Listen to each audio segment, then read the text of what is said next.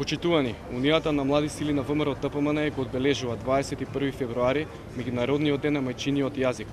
Запазувањето на македонскиот јазик и зачувувањето на неговите специфичности представува трајна вредност и наша заложба. Како млади луѓе и политичка младина, тоа е нашиот долгорочен придонес кон обележјето кој е идентитетски код на секој народ, неговиот јазик.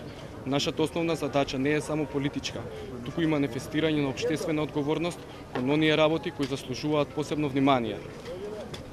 Токму затоа Унијата на млади сили на ВМРО ДПМН организира и посебен штанд на кој наши активисти делат печатени материјали на граѓаните кои содржат информативна содржина, со основна порака за зачувување на мајчиниот јазик. На овој начин сакаме да посветиме посебно внимание за потребата за подигнување на свеста за почитување на македонскиот јазик, бидејќи тоа е јазикот на нашите предци и јазикот на идните поколенија, нашиот код. Оваа порака е до сите млади луѓе. Во светот денес се зборуваат околу 6500 јазици, а на околу половина им се заканува исчезнување во многу делови на светот.